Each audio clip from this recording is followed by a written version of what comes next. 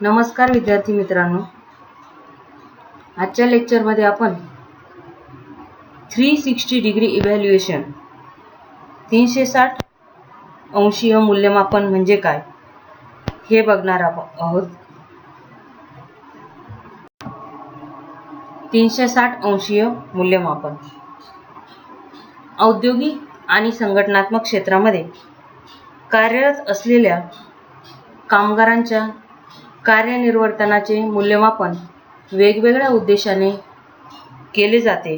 हे आपण या प्रकरणाच्या मागील मुद्द्यांमध्ये अभ्यासलेले आहे. साधारणतः संघटनांमधील उच्च पदस्थ जी व्यक्ती असते किंवा वरिष्ठ पातळीवर कार्यरत असलेल्या ज्या व्यक्ती असतात त्या कनिष्ठ पातळीवरील व्यक्तीचं मूल्यमापन करत असतात. उदाहरणच घ्यायचं झाल्यास पर्यवेक्षकांद्वारे कामगाराचं मूल्यमापन केलं जातं आणि या मूल्यमापनाच्या आधारे कर्मचाऱ्यांच्या व्यावसायिक कारकिर्दीस एखादा जो धोरणात्मक निर्णय घ्यायचा असतो तो घेतला जातो. उदाहरणार्थ बढती, बदली, पदोन्नती हे मूल्यमापनाच्या आधारे केलं जातं. हे आपण मागील मुद्द्यांमध्ये अभ्यासलेलं आहे.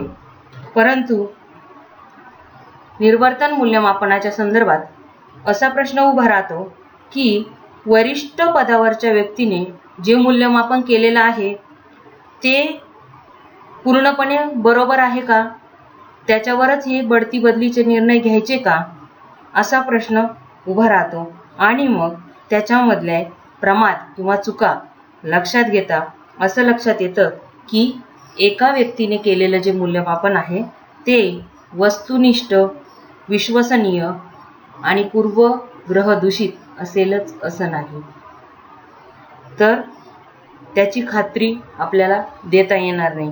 म्हणून निर्वर्तन मूल्यमापनामध्ये जी सदोषता येते, दोष येतात, ते टाळण्याच्या हेतूने कर्मचाऱ्याचं मूल्यमापन हे योग्य व्हायला पाहिजे. म्हणून 360 डिग्री इव्हॅल्युएशन किंवा 360 अंशी मूल्यमापन ही संकल्पना पुढे आली आणि व्यक्तीचं मूल्यमापन हे अतिशय व्यापक आणि सर्वसमावेशक, सर्वंकष व्हावं या हेतूने 360 अंशी मूल्यमापन हा एक उत्तम पर्याय आहे असं मानसशास्त्रज्ञांच्या लक्षात आलं. आता 360 अंशी मूल्यमापन ही मूल्यमापनाची अत्यंत व्यापक, सर्वंकष आणि बहुस्रोतीय अशी पद्धती मानली जाते आणि या पद्धतीचा उपयोग सर्वप्रथम 1940 मध्ये करण्यात आला. फ्लिनॉर आणि प्रिन्स यांनी सगळ्यात पहिल्यांदा ह्या पद्धतीचा कर्मचाऱ्यांचं निर्वर्तनाचं मूल्यमापन करण्यासाठी वापर केला. आता या 360 अंशीय मूल्यमापन पद्धतीस अनेक नावं आहेत. जसं 360 अंशीय प्रत्याभरण देखील म्हणतात, बहुस्रोत अभिप्राय असं देखील नाव त्याला आहे, बहुपदनिश्चयन प्रत्याभरण अशा नावाने देखील 360 अंशीय मूल्यमापन ही संकल्पना ओळखली जाते. म्हणजे तुम्हाला कुठलाही शब्द आला तर लक्षात यायला पाहिजे की 360 अंशीय मूल्यमापनाचेच हे प्रतिशब्द आहेत म्हणून. आता त्याची व्याख्या केलेली आहे ती बघूया आपण. कर्मचाऱ्याच्या निर्वर्तनाचे निरीक्षण करणाऱ्या आणि त्यास प्रभावित करणाऱ्या व्यक्तींनी कर्मचाऱ्यांच्या निर्वर्तनाबाबत दिलेल्या अभिप्रायाचे किंवा प्रत्याभरणाचे एकत्रीकरण म्हणजे 360 अंशीय मूल्यमापन होय. कर्मचाऱ्यांच्या निर्वर्तनाबाबत त्याच्या सभोवताली जे कर्मचारी काम करतात असे कर्मचारी किंवा कामगारांकडून गोपनीय आणि निनावी अभिप्राय या मूल्यमापन प्रक्रियेमध्ये मागितले जातात आणि त्यालाच 360 अंशीय मूल्यमापन असं म्हटलं जातं. आता त्याच्यामध्ये ही एक मूल्यांकन पद्धती असून वरिष्ठ, सहकामगार, मदतनीस, ग्राहक, पुरवठादार इत्यादी गोष्टींचा त्याच्यामध्ये समावेश हा होत असतो. उच्च पदस्थ व्यक्ती, निम्न पदस्थ, सहकर्मचारी, कर्मचाऱ्यांच्या संपर्कात आलेले जे ग्राहक असतील, पुरवठादार आणि स्वतः कर्मचारी यांच्याकडून प्रत्याभरणात्मक अभिप्राय मागवले जातात आणि त्याच्या आधारे त्या कर्मचाऱ्याचं निवर्तनाचं मूल्यमापन हे केलं जातं. आता लक्षात घ्या तुम्ही, 4 व्यक्तींकडून मूल्यमापन केलं जातं म्हणून अत्यंत व्यवस्थितपणे काटेकोरपणे सर्वांगाने या एका व्यक्तीचं मूल्यमापन हे केलं जात असतं. एका व्यक्तीने जर मूल्यमापन केलं तर त्याच्यामध्ये सदोषता येऊ शकते. म्हणून हे मूल्यमापनाची पद्धती अत्यंत उपयोगाची अशी मानली जाते. पुढे बघूया. 360 अंशीय मूल्यमापनाचे स्रोत म्हणजे कोणकोणत्या स्रोतांच्या माध्यमातून हे मूल्यमापन केलं जातं. पहिला आहे स्वतः कर्मचारी. आता स्वतःमधली बलस्थाने आणि मर्यादा स्वतः व्यक्ती ओळखत असते. मग त्याच्यातून सुद्धा स्वमूल्यमापन करून स्वतः कर्मचारी स्वतःचं मूल्यमापन करू शकतो. दुसरं आहे वरिष्ठ किंवा उच्च पदस्थ. त्याच्यामध्ये मूल्यमापन प्रक्रियेमध्ये पर्यवेक्षक, वरिष्ठ व्यवस्थापक, पहिल्या फळीतील व्यवस्थापक इत्यादी लोक कनिष्ठ कर्मचाऱ्याचं मूल्यमापन हे करत असतात. तिसरा जो घटक आहे किंवा स्रोत आहे तो म्हणजे कनिष्ठ निम्न पदस्थ.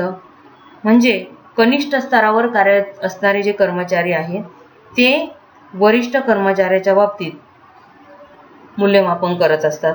त्याच्यामध्ये मग कुठकुठल्या गोष्टींचं पदनिश्चयन किंवा मूल्यमापन केलं जातं तर संप्रेषण क्षमता, वरिष्ठ कर्मचारी कनिष्ठ कर्मचाऱ्याशी कसं वागतो, कसं संप्रेषण करतो. त्याच्यानंतर नेतृत्व शैली, प्रेरणा, आवश्यक कौशल्य आणि इतर आवश्यक क्षमता इत्यादी निकषांच्या आधारे कनिष्ठ किंवा निम्न पदस्थ कर्मचाऱ्यांकडून 360 अंशीय मूल्यमापन हे वरिष्ठ कर्मचाऱ्याचं केलं जात असतं. चौथा जो स्रोत आहे तो म्हणजे सहकर्मचारी. सहकर्मचारी काय एकमेकाचे सर्वात महत्त्वाचे मूल्यमापक आहे. कारण कर्मचाऱ्याच्या कार्यनिर्वाहनाविषयी कर्मचाऱ्याचा विशिष्ट दृष्टिकोन असतो आणि ते जाणून घेतल्याशिवाय कर्मचाऱ्याच्या कार्यनिर्वाहनाचे सर्वंकष मूल्यमापन होऊच शकत नाही. मग सहकर्मचाऱ्यांच्या परस्परांच्या क्षमता, कौशल्य, ज्ञान इत्यादी बाबी माहीत असतात आणि त्या आधारे ते लोक सहकर्मचाऱ्यांचं किंवा बरोबरच्या कर्मचाऱ्यांचं मूल्यमापन करत असतात. त्यामध्ये दबावात काम करण्याची वृत्ती असेल, मनोधैर्य असेल, अंतर्गत आणि बाह्य संबंध असेल, बाह्य सामाजिक संबंध, प्रेरणा, आवडीनिवडी, कार्यपद्धत म्हणजे कामाची पद्धत इत्यादी गोष्टी जाणून घेण्यासाठी सहकर्मचाऱ्याने केलेलं मूल्यमापन हा अत्यंत महत्त्वाचा स्रोत ठरतो. आणि पाचवा जो मुद्दा आहे तो म्हणजे ग्राहक. आता ग्राहक देखील मूल्यमापन करत असतो. त्याच्यामध्ये कर्मचाऱ्याची कार्यतत्परता, सचोटी, माणसं हाताळण्याची पद्धत, संप्रेषण शैली कम्युनिकेशन म्हणतो, कार्यनिष्ठा इत्यादी बाबी अवगत होण्यास मदत होत असते. अशा प्रकारे स्वतः कर्मचारी, वरिष्ठ उच्च पदस्थ, कनिष्ठ किंवा निम्न पदस्थ, सहकर्मचारी आणि ग्राहक हे 360 अंशीय मूल्यमापनाचे स्रोत आहेत. पुढे बघूया. 360 अंशीय मूल्यमापनाचा वापर कशासाठी? आता एवढ्या व्यक्तींकडून मूल्यमापन करायचं एका व्यक्तीचं, पण त्याचा उपयोग काय, कशासाठी? त्याच्यामध्ये पहिला उपयोग आपल्याला सांगता येईल. पहिलं की कर्मचाऱ्याच्या मर्यादा आणि बलस्थानं ओळखून त्यांना अधिक परिणामकारक करण्याचे एक विकासात्मक साधन म्हणून.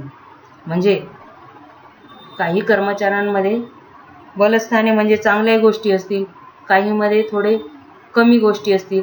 ज्यांच्यामध्ये काही कमी असेल ते सुधारता येऊ शकतं म्हणून 360 अंशीय मूल्यमापन गरजेचं असतं. ज्यांच्यामध्ये काही चांगल्या गोष्टी आहेत त्याच्या आधारे त्यांना बढती देऊ शकतो आपण चांगल्या पदावर. ज्याच्याकडे काम करण्याचं चांगलं स्किल आहे, चांगलं गोष्टी तो हाताळू शकतो, त्याला वरिष्ठ पद हे देऊ शकतो. म्हणून कर्मचाऱ्याच्या मर्यादा आणि बलस्थाने ओळखण्यासाठी 360 अंशीय मूल्यमापनाचा वापर हा केला जातो. दुसरा मुद्दा त्याच्यामध्ये आहे कर्मचाऱ्याच्या निर्वर्तनाचे मापन करण्याचे एक साधन म्हणून.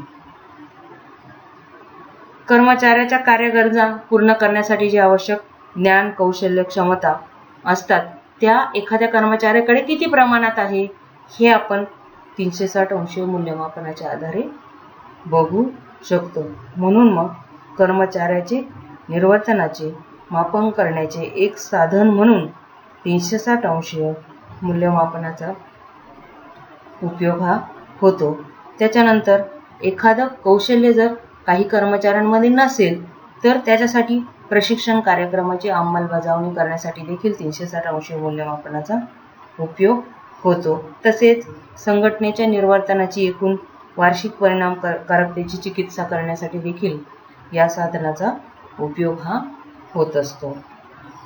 पुढचा मुद्दा बघूया. 360 अंशीय मूल्यमापनाचे फायदे. आता हे सर्वंकष मूल्यमापन असं आपण त्याला म्हटलं तर त्याचे फायदे काय, कशासाठी केलं जातं? पहिला फायदा आपल्याला सांगता येईल, 360 अंशीय मूल्यमापनामुळे निर्वर्तन मूल्यमापनाची विश्वासार्हता वाढण्यास मदत मिळते. म्हणजे बघा, आपण याआधी चर्चा केली की फक्त पर्यवेक्षकाने केलेलं मूल्यमापन जे आहे ते रिलायबल किंवा व्हॅलिड असेलच असं नाही, पण सर्व व्यक्तींनी जर मूल्यमापन केलंय तर ते खरं मूल्यमापन हे होऊ शकतं. त्याच्यामध्ये पारदर्शकता असते. म्हणून मग 360 अंशीय मूल्यमापन हे काय अगदी विश्वासार्ह असं मूल्यमापन मानलं जातं. दुसरा जो फायदा आहे तो म्हणजे कर्मचाऱ्याच्या निर्वर्तनाकडे व्यापक व विस्तृत दृष्टीने पाहण्याची संधीही मिळत असते. एका व्यक्तीने मूल्यमापन केलं तर ते व्यापक स्वरूपाचं होईलच असं नाही, परंतु एवढ्या व्यक्तींनी केलेले जेवढे स्रोत आपण बघितले ते स्रोतांच्या आधारे, एवढ्या स्रोतांच्या आधारे केलेले जे मूल्यमापन आहे ते काय व्यापक आणि विस्तृत स्वरूपाचं, म्हणजे एकदम बारीक बारीक गोष्टीचं मूल्यमापन त्या 360 अंशीय मूल्यमापनातून होऊ शकतं आणि एवढ्या स्रोतांच्या माध्यमातून अनेक बारीक बारीक गोष्टी पुढे येऊ शकतात. म्हणून कर्मचाऱ्याचे जे निर्वर्तन आहे, कामाच्या ठिकाणचं जे वर्तन आहे त्याला व्यापक आणि विस्तृत स्वरूपानं 360 अंशीय मूल्यमापनाच्या आधारे आपल्याला बघता येतं. तिसरा जो फायदा आहे तो म्हणजे सहकर्मचाऱ्याच्या अभिप्रायातून किंवा प्रत्याभरणातून स्वविकास साधण्यास किंवा स्वतःची बलस्थाने ओळखण्यास मदत मिळते. आता कधी कधी आपल्याला स्वतःला आपली चूक लक्षात येत नाही बघा. सहकर्मचारी म्हणजे आपल्या बरोबरची व्यक्ती आपल्याला सांगत असते, मग तेव्हा आपण स्वतःमधल्या ज्या त्रुटी आहेत त्या सुधारू शकतो. म्हणून सहकर्मचाऱ्याच्या माध्यमातून जे मूल्यमापन केलेलं आहे त्याच्या आधारे आपण चांगल्या गोष्टी सुद्धा तो आपल्याला सांगू शकतो की तू ही गोष्ट खूप छान करतो बा, किंवा ही गोष्ट तुला व्यवस्थित जमत नाही, तर जी जमत नाही त्याच्यामध्ये सुधारणा करू शकतो आणि जी चांगली जमते त्याच्याबद्दल आपण स्वतःला चांगलं सुद्धा ॲप्रिशिएट करू शकतो. म्हणून स्वविकास साधण्यासाठी 360 अंशीय मूल्यमापनाचा फायदा होतो. आपण स्वतःमध्ये विकास हा घडवून आणू शकतो. पाचवा फायदा आहे 360 अंशीय मूल्यमापनामुळे व्यक्तिनिष्ठतेला व पूर्वग्रहाला वाव राहत नाही. म्हणजे बघा, व्यक्तिनिष्ठता एका व्यक्तीने जर केलेलं असेल, पर्यवेक्षक आणि हाताखालची व्यक्ती समजा त्यांचं दोघांची चांगली ओळख आहे, तर तो पर्यवेक्षक त्याचं मूल्यमापन चांगलंच करेल. मग तिथे काय येतं, व्यक्तिनिष्ठता येते. एखाद्याचं जमत नसेल तर त्याचं वाईट पण शेरा देईल तो. म्हणून मग या 360 अंशीय मूल्यमापनामध्ये व्यक्तिनिष्ठतेला वाव नसतो, कारण सर्वच व्यक्ती मूल्यमापन करत असतात. म्हणून मग ते अगदी योग्य पद्धतीने मूल्यमापन हे होत असतं. पूर्वग्रहाला वाव राहत नाही म्हणजे काय, एखाद्या व्यक्तीबाबत आपल्या पूर्वग्रह डोक्यात असतो आणि पर्यवेक्षकाला जर एखाद्या कर्मचाऱ्याबद्दलचा पूर्वग्रह डोक्यात असेल तर त्याचा परिणाम त्या मूल्यमापनामध्ये होऊ शकतो. परंतु जर 4 व्यक्तींनी केलेलं जे मूल्यमापन आहे तर त्याच्यातून ही पूर्वग्रहाला टाळता येतं. म्हणून पूर्वग्रहाला 360 अंशीय मूल्यमापनामध्ये वाव राहत नाही.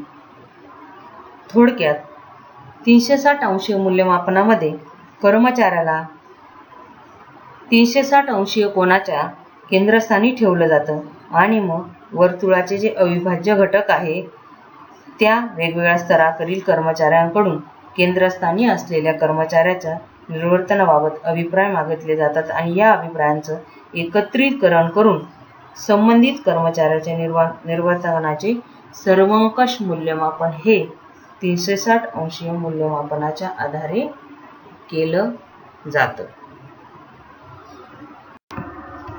अशा प्रकारे आजच्या लेक्चरमध्ये आपण 360 अंशीय मूल्यमापनाची संकल्पना किंवा 360 अंशीय मूल्यमापन म्हणजे काय, त्याच्यानंतर 360 अंशीय मूल्यमापनाचे स्रोत कोणते आहेत, त्याच्यामध्ये स्वतः कर्मचारी असेल, वरिष्ठ उच्च पदस्थ, कनिष्ठ निम्न पदस्थ, सहकर्मचारी, ग्राहक इत्यादी मुद्द्यांचा अभ्यास केला.